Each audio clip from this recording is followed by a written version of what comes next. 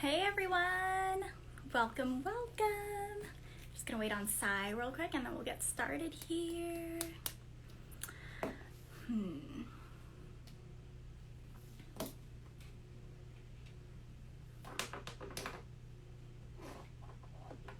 Hello.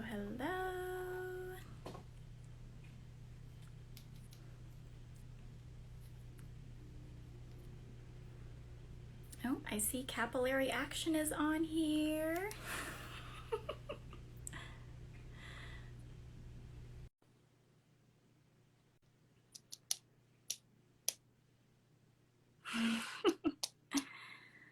Where is, come on. Hello. There he is.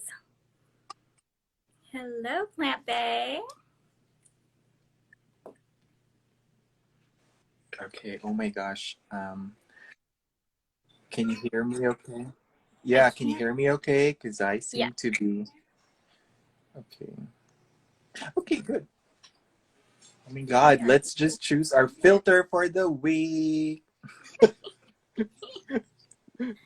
While you're doing that, Filter I'm just for gonna the wave to week. Oh, I like this one. everyone. Wave. Yes. Hi, everyone. Everyone's coming in. Come in. Hello. Come in. We post. Hi. Welcome. How's everybody's week going? Oh, hi, Angie. Oh, Miss Daddy Capillary Action is here.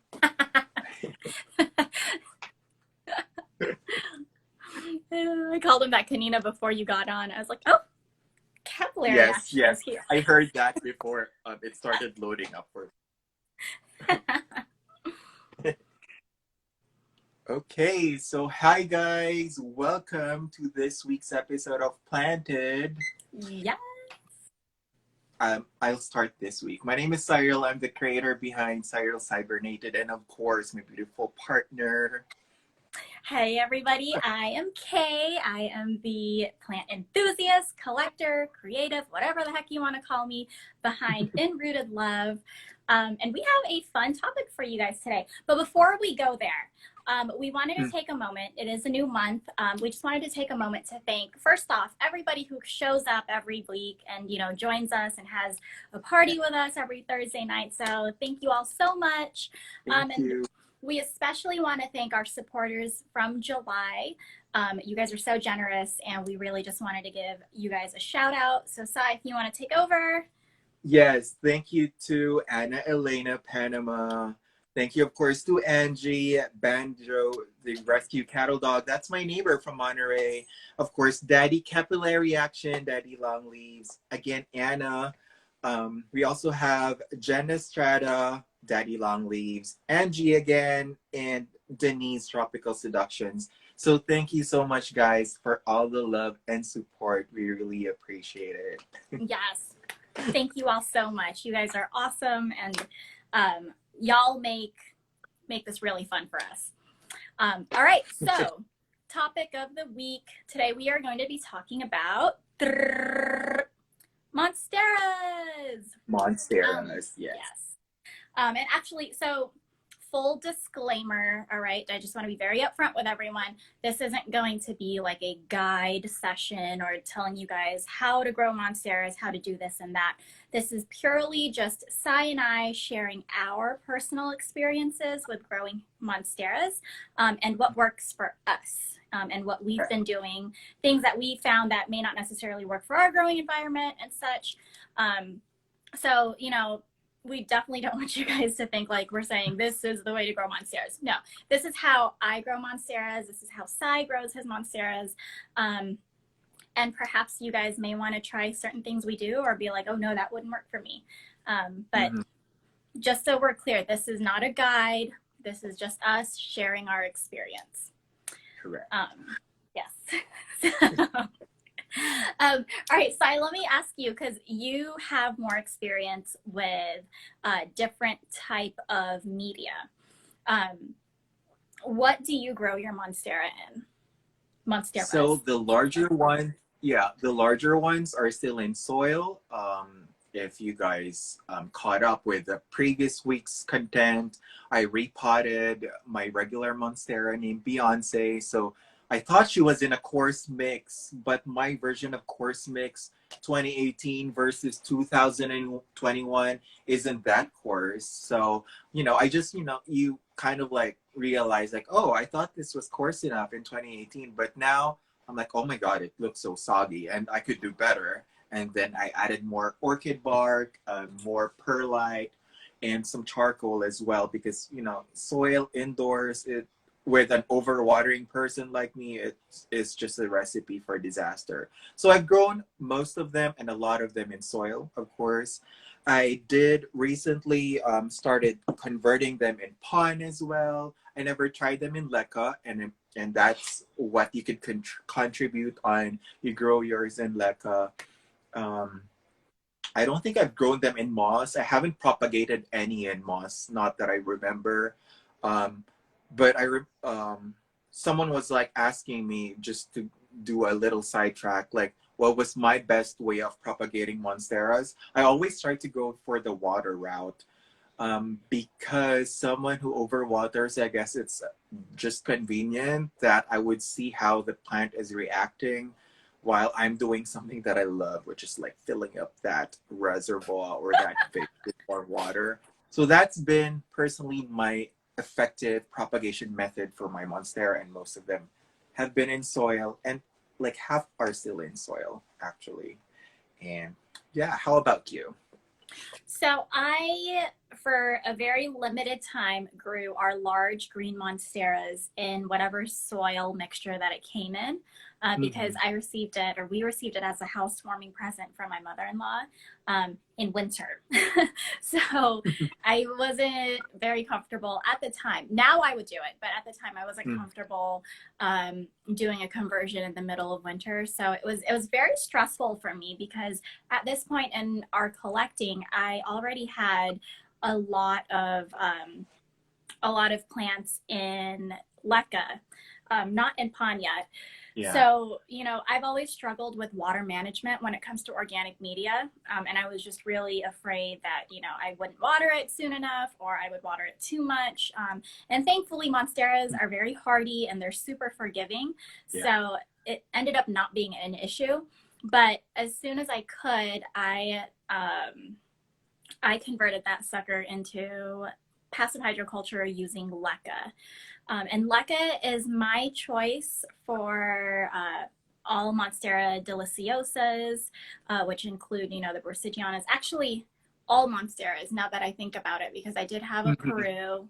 I have another one over here. I actually don't have very many Monsteras outside of Deliciosa. But the reason that I choose leca over pon or any other substrate, inorganic substrate, is that Monstera roots are super chunky. They're huge. And they are a lot more tolerant to like drying out. And they're also a lot more tolerant to being very wet, which is weird, right? Which is why I say they're super hardy. So at first my concern was if I use pon, it might compact those roots a little too much because it is a little bit denser. Yeah. And so leca just allows me to, have like that lighter media for it. And it's worked out really well for me. The biggest thing for me, especially with my variegated ones, is staying on top of nutrients, because I go through these like spells of just being really lazy. And believe it or not, like I'll let my plants go like an entire season without feeding, which I shouldn't because they're all in inert, inorganic media. But I mean, whatever. Hashtag real, it happens. Yeah. But yeah, leca all the way for me. And this kind of ties in with my golden rule of like, if it can go in leca, it's going to go in leca. And I only reserve pon for those that really actually need it. But if you wanted to grow it in pon, I'm sure it would be fine. It's just a lot of pon. That's a lot of pon. Could you imagine? Like, I just think about my big Tycon in a 14-inch self-watering pot. It would take me a bucket and a half of pon. Like, Mama don't got that kind of money. No, but Leka, on the other hand, in a 50-liter bag, it's only $32. So, you know, that's just my Actually, I'm preference. glad that you brought that up because when I potted my Thai constellation in pond, and this is just a 6-inch pot, I'm like, oh my God, this is a lot because I'm so used to using my pond in like a 4-inch pot Yeah. and maybe 4.5 or 5. And when you like get in there and like, I'm like, oh my gosh, that's a It lot. And hurts. people who already use pond know. Yeah, know how it hurts. And actually, while you're talking about like your Monsteras in Leka, that really gave me an idea. Like, wait, why did I not think of converting my Monsteras in Leka? Because soil is starting to get heavy on where my Monsteras are on top of the cabinets. And good thing when I repotted Becky, I noticed that there was already some root rot because the pots that they're in don't have drainage, and I could Mhm. have just easily like poke a drainage hole, but I don't want to because they're on top of cabinets. So knowing me, like being lazy, just want to like top it up, and then through time because of inconsistencies in watering, and they're way up there. I don't see if the substrate really dries up. So now that you brought up like, let me buy a 30-liter bag or 50-liter bag. That's gonna be enough for my 3 bigger regular Monsteras. And I don't even have to put a drainage hole on my big planters. I could do them in passive hydro because they have that tiny platform situation going on.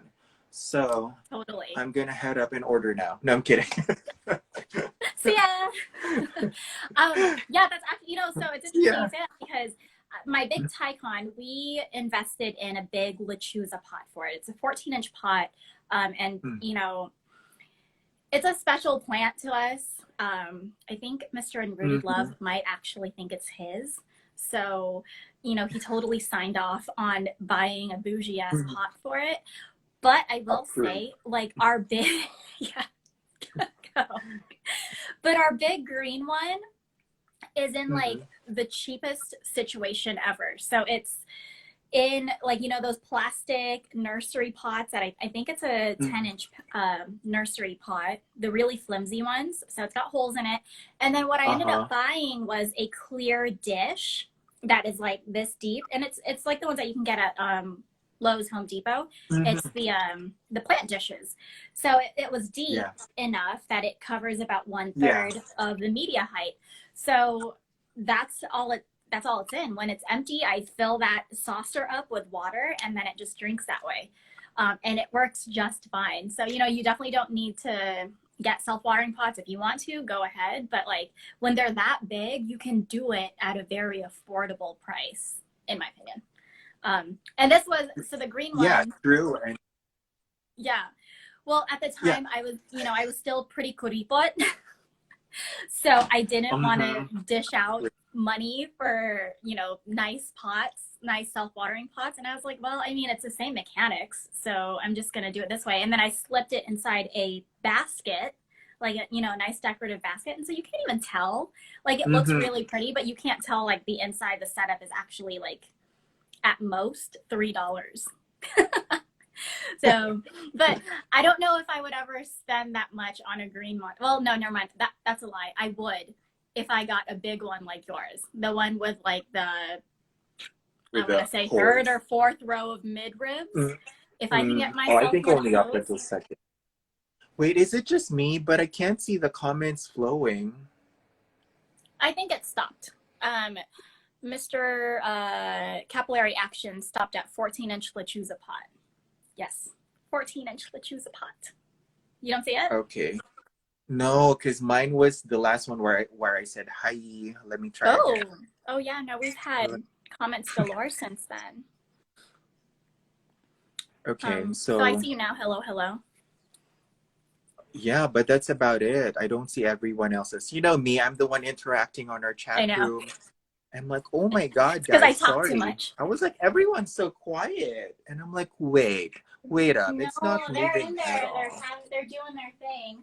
So for those who are curious, here is my baby Tycon. I've lovingly named it effing Carlos. And if you, I don't know if there's anyone in here who actually knows the backstory to this. You might sigh. I don't know. But there is a backstory to it and why it's called effing Carlos. I But probably this is read it. it in your captions, but I have fish memories, so. I recently, this was, if you guys caught it in my stories, this was in a 4-inch pot. I have put it into a 6-inch pot now, and it's just in like a self-watering. It's growing in passive hydro. This old leaf right here, oops, will come off soon. I just don't like to pull them off when, oh, I guess I'm pulling it off now. Oh, she pulled it. Yeah. Oops. But they're super happy in this setup, and the roots just grow so aggressively in here. And I feel like probably by December, this will be ready for an 8-inch pot because it's just, you know, it's so aggressive.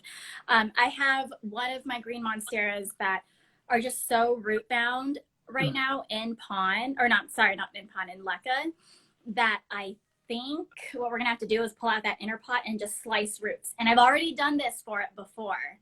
Do you Yes, I remember that? remember that. Yeah. So I think I'm gonna do that. What I think what I'll do this time though is I'm gonna slice it and then try and pull it out and then put it into a bigger pot because I feel like I'm watering that like every 4 days, which is a lot of work for me. A lot. Yeah, for you. Because everyone's okay, just drink whenever you're thirsty and I'll Yeah, refill it every exactly.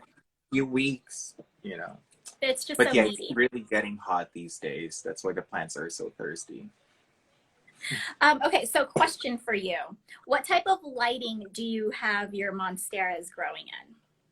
Okay, so the big ones really get, for me, they're already considered low light because it's not they, well, maybe medium on a spring or summer situation, but all throughout the year, it's like between medium to low light, and they still thrive. And maybe that's good for me because they don't grow too so fast that I couldn't, like where will I put them in our small rental? So that just doesn't work. But on the smaller ones, like my Thai constellation, it gets grow lights. And when Becky was like a bigger specimen, she used to get like a southeastern facing window light, which was good. I feel like Monsteras, in my experience here at home, are very tolerant to all sorts of light conditions. Although, like on the variegated Monsteras, it might be a little bit tricky because it could play as an important factor when it comes to keeping their variegation consistent and keeping the variegation alive and delaying like the browning process. But in general, they well, at first I was so scared that I wasn't giving like them enough light. But then I realized I'm like, oh my god, this is even subpar lighting and they're okay. And Becky even puts out a leaf every few months. So I think she's okay, you know. But definitely if I could improve the lighting situation, I would give them a better um, growing condition, which would make them grow more. And that's how you promote growth, actually, to answer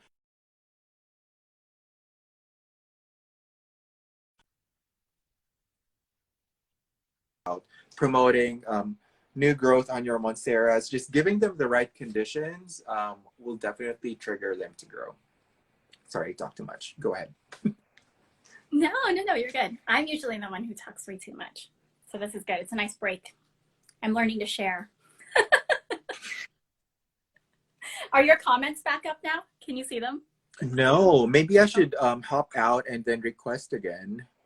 Because You in I'm draft? missing all the action and I hate I know it. you are. Go ahead. I'll hang Okay, out here and I I'll did. let you back in. See you guys. BRB.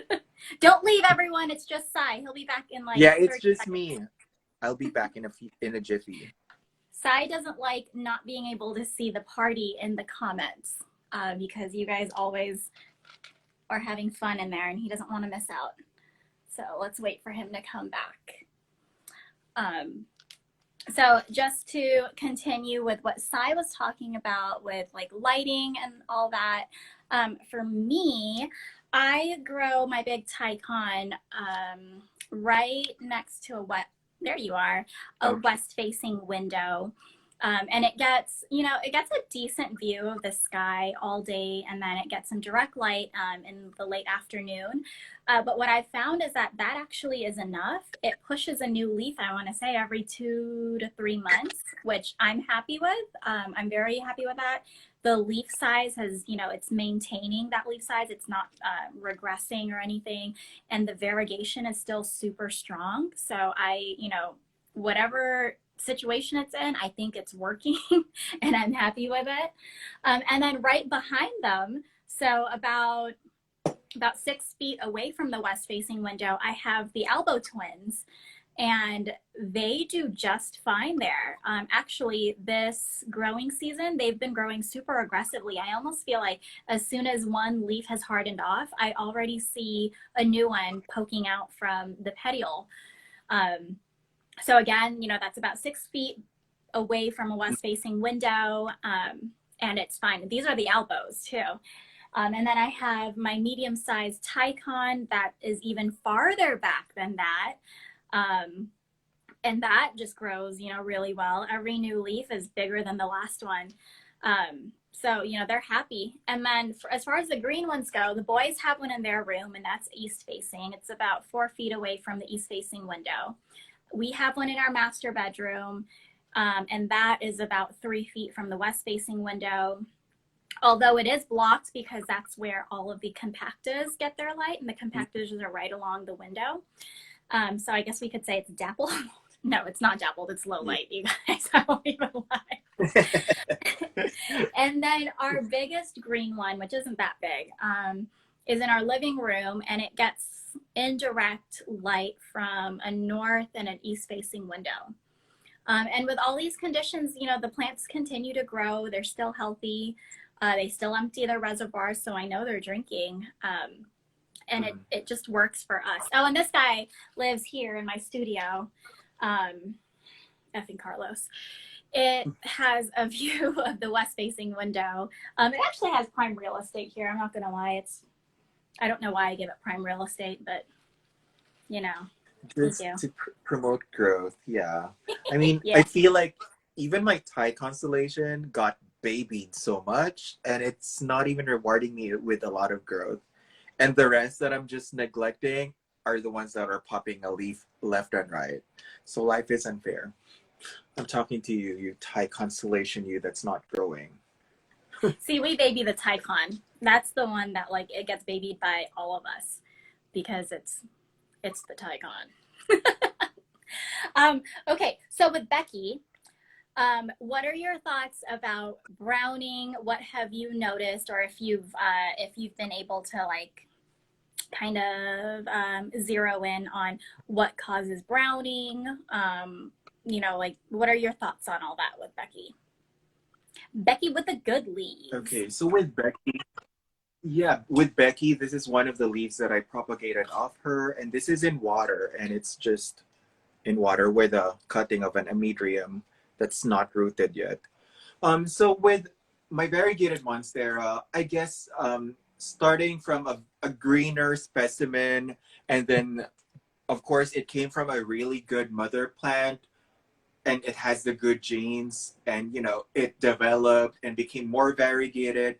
The marbling, the half mooning became more prominent through the years.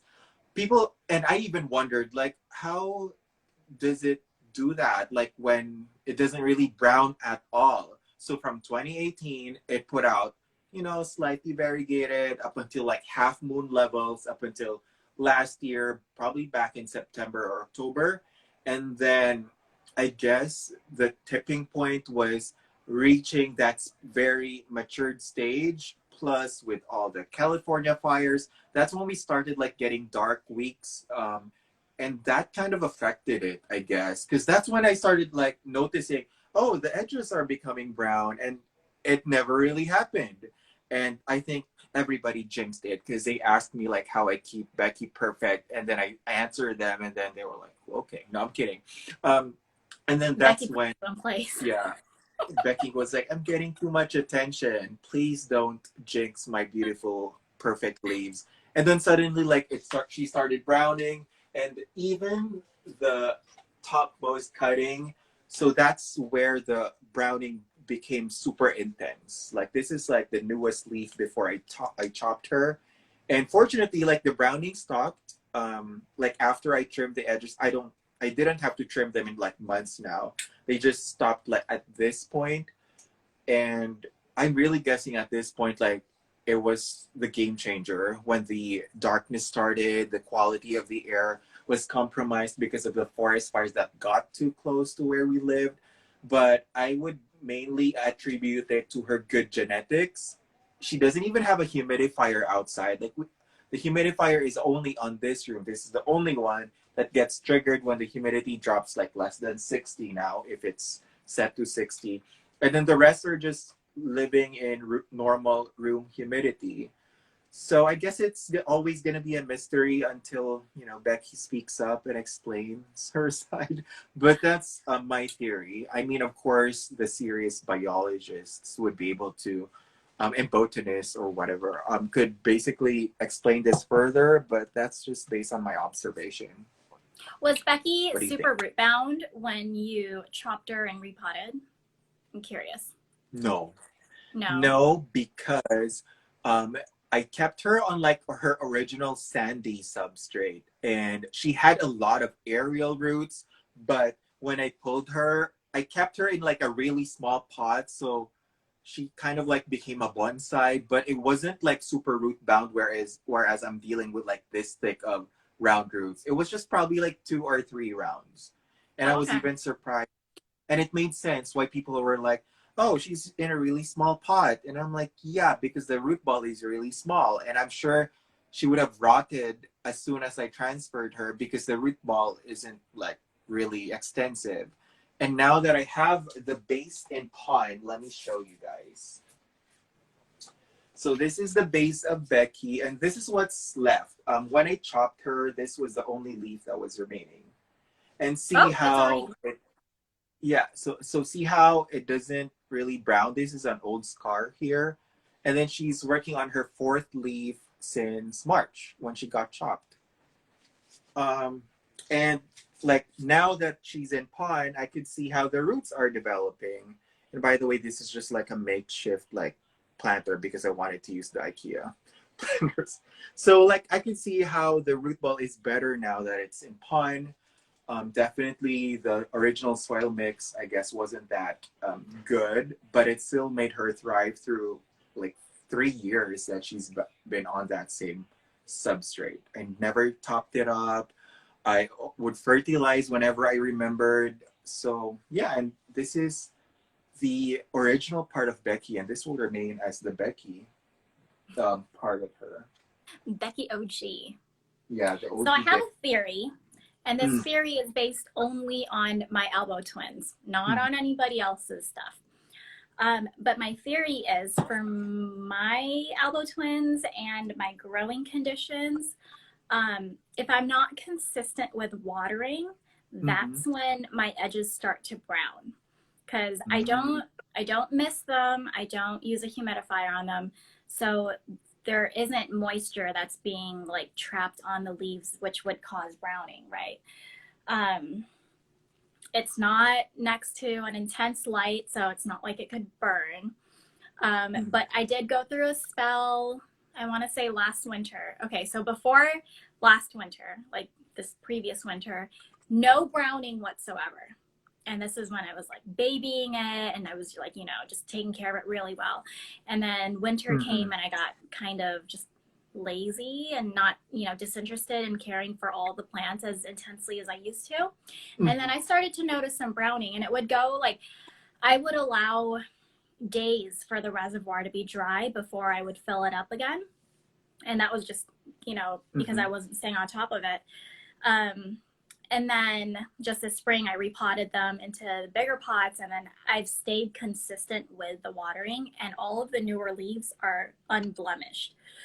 So, my theory is for my elbow twins and our growing condition and passive hydro, that inconsistent watering Mhm. really like messed it up. And so like the lower half of my plant now has a lot of browning, which is fine. Like I'm Mm. not too worried about it. I'm sure one day I'll chop it down and if I'm ever as brave as you. um, uh, Rachel. I don't know about that. What did Rachel say? I couldn't see. Okay, do you see the comments yet? Or your comment's still gone? No. Oh, Rachel's just being sweet. Talking about my makeup. So, yeah, that makes sense because now that I moved mine in pond, I feel like the watering is consistent. I will see how that goes because you guys could just imagine that I started Becky with, well, this is probably like this one is already like a variegated version when it, probably the first leaf that had real variegation when I had her, and then grew into like this type of leaf, and then like see how this one is still in water, but it's not turning brown. Well, I think it did turn brown a little bit on this end, but it's not like declining super fast.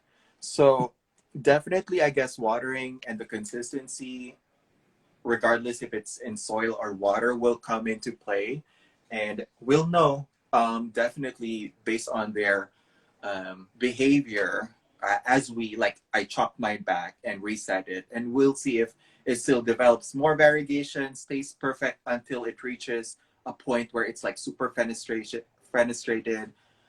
I was actually frustrated because I wanted to keep Becky like as tall as I can because my goal was like holes in the middle.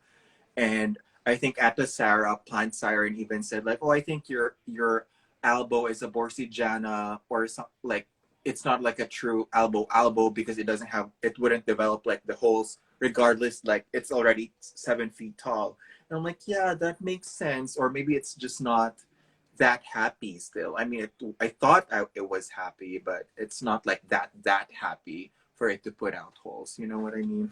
Yeah. I don't know. We'll see. I mean, I see a lot of theories being slung around as to what causes the browning and stuff like that. And I'm just not smart enough, like scientifically, to know what the root cause of it is. I just, like I said, I base my theory just on my experience alone. And that, I really did see a huge difference as far as like the browning goes when I was neglecting it. And then there's also the question of like, how do you promote more variation and such and such? Mm-hmm. And I think it all has to do, and again, this is just my thoughts based solely on my experience, but I think it has a lot to do with genes. They really do. Because, a good example is yours. The mother plant that yours came from had really great variegation, but then for a while you had minimal variegation, and then eventually that variegation came back. And I've been following Becky's story for a while, and I know that Becky's conditions did not change from the time you got it up until the time you chopped it. So I really think genes have a lot to do with it. And so for anyone, if you're looking for an elbow to buy, or, you have some prospects, I'd say take a look at the mother plant. And you'll have a better idea on what it, potentially could be. But how to maintain the variegation, I think it's just, again, genes and just providing good conditions. I have a question about water. People always ask me, like, do you water your variegated Monsteras with just tap water? I do. Like, I can't be bothered to give them special water. Only my cats deserve that. No, mine gets tap. I mix my nutrients with tap, and I don't adjust pH. Yeah, I don't adjust either. It's not a thing. So since you can't read the comments here, I'm going to read something to you from Capillary Action. He wants to know, all your plants start with B, like Becky and Beyonce. And then let's see, what do we got here? Fun fact, I only named Becky and Beyonce. The rest of my plants stick to their botanical names, actually. Oh, I'm the same way. I think Carlos is the only one who actually has a name around here. Everyone else goes by their botanical name. It's just, I think Carlos. Yes. So let's see. Riza A28 says, I have my Monstera elbow in self-watering pot and I'm going on vacation. Is it okay to put extra water? I would say That depends, right? So whenever I go out of town, depending on where I'm keeping the plant, if I'm going to keep it in its current spot and I'm going to close the shades, I won't give it extra water because it's not going to be receiving the same amount of light that it normally would, and it won't be photosynthesizing as much as it normally would. Now, if you're going to put it in like prime real estate where it's going to get great light, even if you have, or like if it's on a timed lighter or a timed light, not a lighter, don't light your plants on fire, then I would be comfortable with filling your reservoir up to the max. But you know, it really, your watering habits, whether that be with organic media or, you know, how much you're going to top off your reservoir, is directly affected by how much light your plant is going to get. So, you know, that's just kind of my thoughts on that. I know when we leave, when we go out of town for a couple days, I do move certain plants that usually, like, you know, I'll open the shades for. I move them to spaces where there's more light without anybody having to move shades and whatnot, just so that it can maintain that amount of light in its like daily schedule. Processing, eating. Yeah. And also, like, so the great thing with growing in passive hydro is that if you have a plant sitter, it's super easy just to instruct them on how much to water. There's no guessing game here. It's, if you have water level indicators, fill it up to the max line. If it's, you know, clear pots, then fill it up to, you can mark it with like a little marker or a Post-it note and just be like, fill to here. I think it's like one of the greatest perks. Not that I would ever trust anybody to come and plant sit for me, but, you know, if I ever did, it would be super easy. Oh, I did want to say, so you had brought something up about Versigiana versus Deliciosa, like legit Deliciosa. I think I might have a Deliciosa actual. I think. Okay. I'm not sure. And this is based on the internode spacing. So Versigianas, because they're the more like vining type, what I've read, their internodes are about anywhere between 2 to 5 inches long, that's a lot of space between each node. Now this was back in 2018 when plants were priced very nicely. I was able to buy my very first albo cutting for $20 from a very kind seller on Facebook who was actually selling a variegated Hoya carrii, and I just happened to see their variegated Monstera in the back, and I was like, oh my gosh, that's so beautiful, like awesome. And she had this growing in the ground in Florida, and she's like, oh well, like if you're interested, I'd be willing to chop it for you, and you know, I could sell you a piece. I was like, oh, okay, like for 20. Yeah, she was like, oh, does 20 sound fair? I'm like, oh, yes. So she was very kind. I know, she was super generous, and like, it's having a rough moment right now, but when I look at the internodes are super short. The nodes sit right on top of each other. Super close. Yeah. So yeah, that's true. Right? So I'm thinking, and I'm hoping, I keep looking over here because it's over here right now. I'm hoping that I can care for this well enough that it gets to mid-rib fenestrations. Let's see. But yeah, I got really excited when you had talked about. Yeah. Let's see. I know you guys, $20. Everybody is like freaking out in the comments. Yeah, because at the Sarah, for oh my god, yeah, $20. Nothing can beat that, Kay. I mean, mine was free, but if I was gonna buy, I can't find a $20 one. I had to tag a bajillion of people in 2018 to win the giveaway. So thank you for those that didn't block me. Yeah, I mean, so I thought, you know, 20 was like, I thought that was a great price. It was not lost on me that was a really good deal. And then when Mr. and Rooted Love got me the Albo twins from Logie's, at the time they were priced at $65 per plant. Even then I thought that was expensive. And thankfully, you know, he was just like, well, it's your birthday, let's get you two.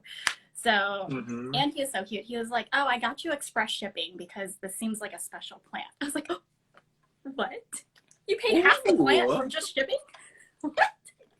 And then I was completely dumbfounded when I saw it. And this is not to speak badly or poorly of Logies at all. I get it. The market has done this and it is what it is. But I was surprised that the price had doubled in a year. And now I think it's more than what it was when it doubled. It's more than double now, I think. Yeah. So At least 4 or 5 times full.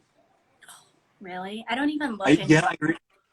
Oh, and it's probably an auction now. I mean, Yeah, I know a they have a business lot of has got to options. do what they have to do. Yeah, a lot of these garden centers or online shops have things in auctions now, which that's why I have lost interest on even viewing those because I'm like, oh, unattainable. I can't just like, spend that much money. But you're right. Like I clearly remember watching that listing and it was like, oh my God, 65. Should I do it?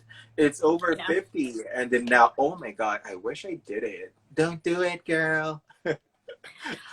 Laura Aroyd said it's $5.99 right now.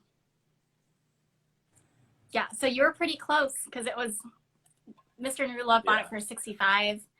After shipping for both of them, it was still under 200, and that was with express shipping for 2. I shouldn't know the prices of my birthday presents, but this particular one I know. But you have transparency on the finances, so Yeah. And then you see those online anyways. Yeah. I really hope that, the Albo prices do come down. I don't think it'll ever go down to $20 like I got my, Deliciosa, but I hope it comes down because, I mean, as you've seen, they root pretty easily and quickly. Yeah, that's what I don't understand as well.